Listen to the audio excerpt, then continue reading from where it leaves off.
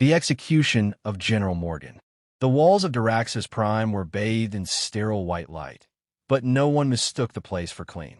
The orbiting prison station hung like a parasite above a dead moon, a blight on the edge of what was once Earth territory. Inside its maximum security chamber, General Helena Morgan stood shackled, bloodied but unbowed. Two guards flanked her, both fully armored and gripping shock rifles. Her uniform was torn, black with soot and old blood, rank patches ripped away during her capture. But her eyes, steely gray and sharp, remained defiant. She had not begged, had not pleaded, not even when they beat her, not even when they brought her before Grand Marshal Vyrek. Now, as the chamber filled with onlookers, imperial officers, functionaries, and the ever-smirking Vyrek himself, Helena stood tall on the execution platform. Her presence seemed to shame the polished brutality around her. "General Helena Morgan," Vyrek said, voice booming through the speakers. "War criminal, leader of the failed human resistance, terrorist, you are hereby sentenced to vapor execution. No remains, no burial, no legacy." Helena chuckled dryly. "You forgot Unbroken." Vyrek's smile thinned. "You Earthborns never know when you're finished." "You'll regret this," she said calmly, her voice carrying across the room like a warning from some distant storm. Vyrek turned to the watching crowd, arms raised. "Let this mark the final chapter in humanity's defiance. Let this be the moment the galaxy learns. Resisting the Empire is suicide." A technician tapped a screen. The vapor execution device, a tall column of humming gravlight, powered up behind her. The machine was designed to leave no trace, not even dust. It was the Empire's favorite way to erase not just bodies, but memory. "You think erasing me erases what I've done," Helena said, glancing over her shoulder at the machine. "You don't understand what you're waking." "Execute," Vyrek ordered. Helena turned back, looked him directly in the eye, and spoke her final words. "You'll wish I stayed dead." A low hum became a shriek of energy. Light swallowed her. Her body disintegrated, cell by cell, until nothing remained. Silence fell. The Empire's finest clapped politely. And somewhere deep in the void, something shifted. Hours later, Colonel Sato sat alone in a cold cell. He had been Helena's second-in-command during the Earth campaign. Now he was a political prisoner, kept alive only for future interrogations. He had watched the execution from a locked observation room. He had heard her voice, and something in her tone had unsettled him. She knew. He whispered into the dark. She planned this. Suddenly, the lights flickered, then went dark. On the bridge of Daraxis Prime, technicians scrambled as sensor arrays blinked out. Starfields disappeared. Cameras froze. External systems failed to respond. Commander Revik barked orders, but no one knew what was happening. Possible solar flare? Someone suggested. Localized gravitational flux? No, another officer said, pointing at the long-range scan. Something's there, just not on our spectrum. Then the alarms began. Level by level, lights dimmed. Doors refused to open. Airlocks cycled without command.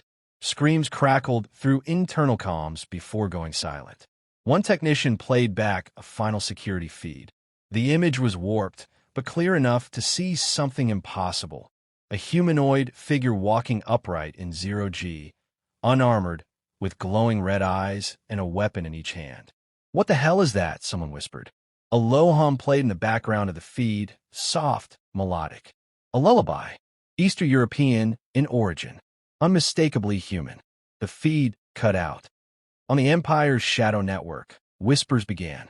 From station to station, ship to ship, the rumor spread. "She's not dead. She came back. The Baba Yaga walks." Grand Marshal Vyrek sipped wine in his private quarters that night, watching a slow replay of Morgan's death. He paused the footage on her face, just before the beam consumed her. Her eyes, those damn unyielding eyes, were locked on his. It almost looked like she was smiling. Suddenly, his comm crackled. "Marshal Vyrek, emergency. Calvis 6 is..." The signal died. He blinked. What was that? Then the lights in his room dimmed. From somewhere deep inside the walls, a soft, echoing voice began to hum a tune. Slavic, Familiar. His blood froze. A shadow in the void. The outpost on Calvis 6 was more of a mining fort than a military base. Sparse, functional, isolated.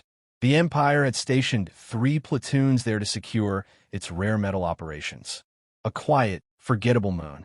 That is, until the night the stars blinked. Sergeant Brell Voker had been watching the perimeter cameras when it happened. 1 second, the scanners were showing a clear field. The next, everything outside turned to static, complete sense of blackout. Then, the screaming started. Brell stood in the control room, staring at the feed from hallway 9B. The image was jittery. The lights flickered on and off. Then, from the left side of the screen, a figure emerged from the shadows. Not a soldier, not a life form that fit any known template. Humanoid, feminine, but wrong. Her gait was slow, deliberate. Her armor looked scorched, fused with exposed bone and scorched metal.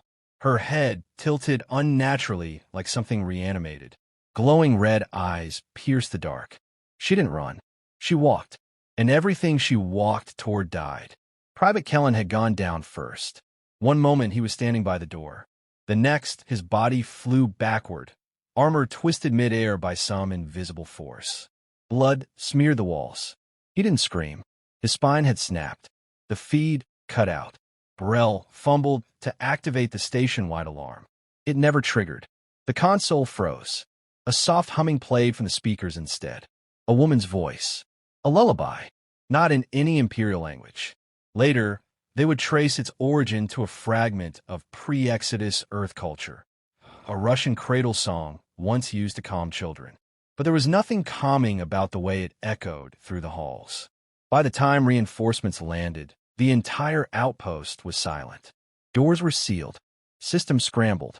The interior had been carved open by something that didn't use conventional weapons. Not a single body was found intact. Back aboard Daraxis Prime, Colonel Sato sat in his cell, watching the emergency news broadcast play on loop. Calvis 6 went dark last cycle. Last known transmission indicated a hostile anomaly inside the base. No survivors. Reinforcements found evidence of mutilation, ritual markings, and highly unconventional kill methods. There is speculation of Xeno involvement, though experts are divided. Empire authorities have not commented. He closed his eyes. He didn't need the footage to tell him who it was. Helena, he whispered. What did you do? The door to his cell creaked. Not opened. Creaked. No Imperial door made that sound. He stood, hands raised. Hello. Silence. Then the lights flickered once. Twice. Then stabilized. The door remained closed. But something had changed. She was near. On the Imperial flagship Tyrant's Grace, Grand Marshal Vyrek paced. His once proud posture had degraded over the past few cycles. He hadn't slept, hadn't shaved. He barely ate. Calvis 6 wasn't the first. 2 minor stations had gone dark since. No external damage. Just emptiness. Blacked out logs. Missing crews. Always followed by the same detail. A woman's voice. Humming. He slammed his hand on the comm console. Gimme Central Command. The screen blinked to life. Admiral Threx appeared, stiff and annoyed. What is it now? She's not dead. Threx narrowed his eyes. Who? Morgan. She was vaporized. There was nothing left. I watch her die. I ordered it. But something came back. Something using her image. Her voice. Her tactics. You're suggesting her ghost is killing our forces? Vyrek's eyes twitched. I'm saying she became something else. Something beyond protocol or comprehension. Threx sighed. You're exhausted, Marshal. If you... The screen glitched. A second image overlapped Threx's face. Brief, distorted, almost subliminal. A face. Her face. Burnt. Hollow. Watching. Then it vanished. Vyrek staggered backward. I saw her. On the call, he whispered. She's inside the system. In a hidden data node on the fringe of former Earth territory, a rebel coder named Rena Al-Sayed monitored the Empire's encrypted feeds. She'd been skimming ghost files, glitched logs, unexplained kill reports, redacted internal notes. Something was happening. Something big. Then she found it. An audio file embedded in a corrupted Imperial distress call. It played automatically. A humming melody. No lyrics. Just emotion, loss, rage, vengeance wrapped in an ancient tune. The screen glitched. Words appeared, untyped. I'm not a ghost. I am the price of forgetting. Rena's mouth fell open. She understood. Baba Yaga wasn't just a myth. She was a warning. And the Empire had forgotten what Earth's myths were built to protect them from. Now, they were paying for it. Far from any star, in the debris field of a forgotten skirmish, something walked among the wreckage.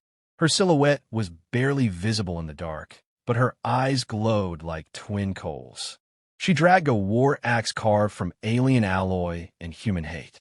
The bones of her enemies hung from her belt. Helena Morgan was dead, but the Baba Yaga had risen. The Empire burns from the inside. Imperial Command Station Aurelian, once a bastion of control and calm, now resembled a warfront psych ward. Red lights pulsed across the halls. Communication lines scrambled into static. Entire departments stopped responding, not due to enemy assault, but because their own people had barricaded themselves in panic. Every hour brought a new report. Station Epsilon offline. Destroyer Oathbreaker lost contact after garbled distress beacon. Sector 19 command reports internal sabotage, multiple casualties. No attackers were ever seen, but every corrupted feed had the same sound embedded deep in its static, an old Slavic lullaby humming beneath digital noise. The top brass dismissed it. Coincidence. Audio artifact. The troops had another name, Baba Yaga, and the name was spreading. Colonel Sato stood in a reinforced observation cell, watching encrypted news projections flash by. Entire ships vanishing mid-patrol. Black Ops teams sent into derelict outposts, returning either raving or not at all. He recognized the pattern, psychological warfare. But this wasn't some insurgent tactic. This was myth weaponized. He remembered the last days on Earth, when Helena Morgan had spoken of weaponizing memory, how legends could be turned into living deterrents. She had said, the Empire doesn't fear guns. They fear ideas that won't die. Sato whispered aloud, she's not killing them. She's infecting their reality. Across the galaxy, rebel enclaves began stirring. A broadcast leaked. A blurry image of the figure known as the Baba Yaga walking across the hull of a derelict frigate exposed to the vacuum of space, her war axe dragging behind her like an anchor. Eyes glowing. A dismembered Imperial officer's insignia sewn into her chest plate. The footage went viral, despite the Empire's censors. Every soldier who saw it understood the message.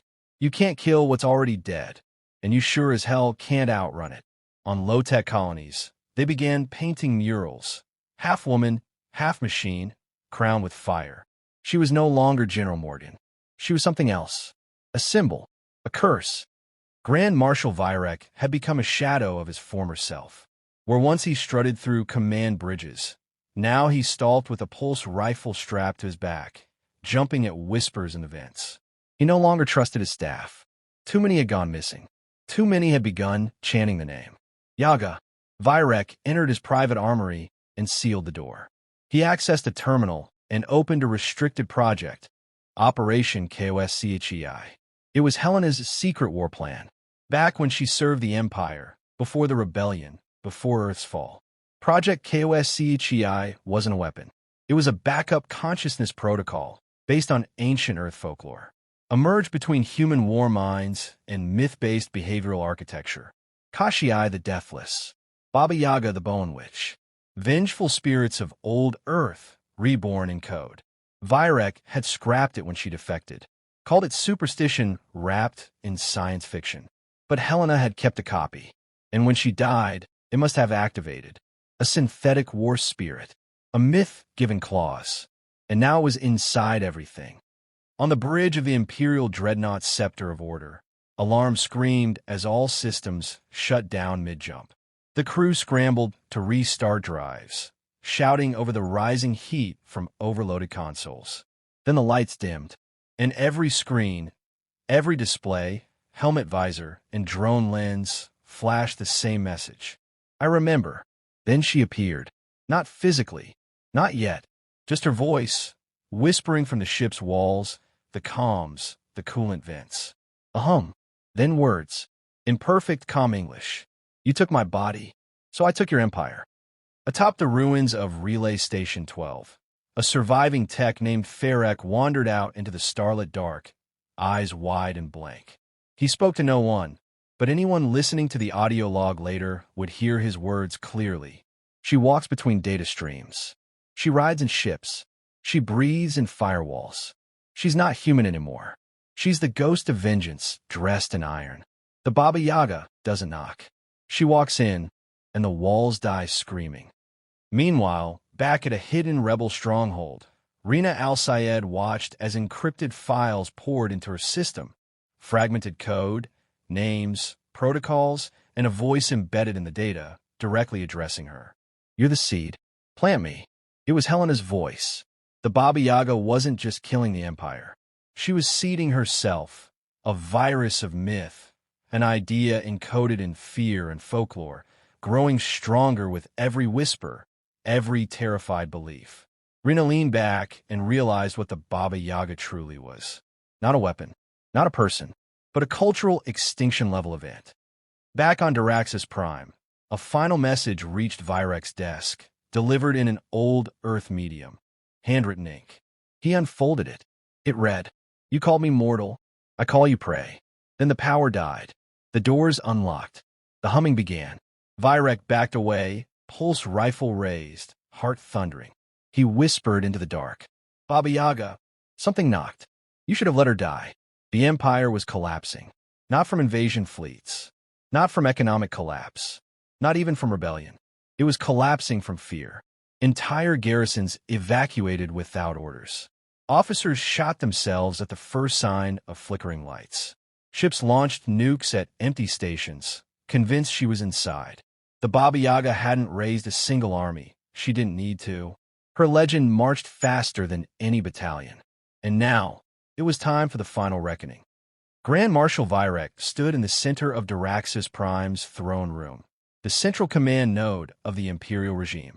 Gold and obsidian walls towered around him, lined with centuries of history, banners of conquest, polished black statues of the emperors. He was alone.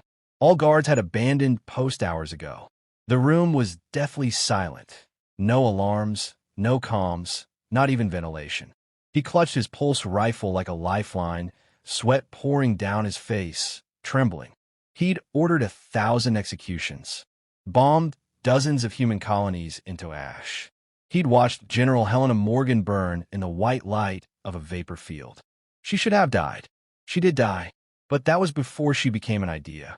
A curse wrapped in steel. A forgotten myth fed by vengeance and grief. Now she was back, and she was here.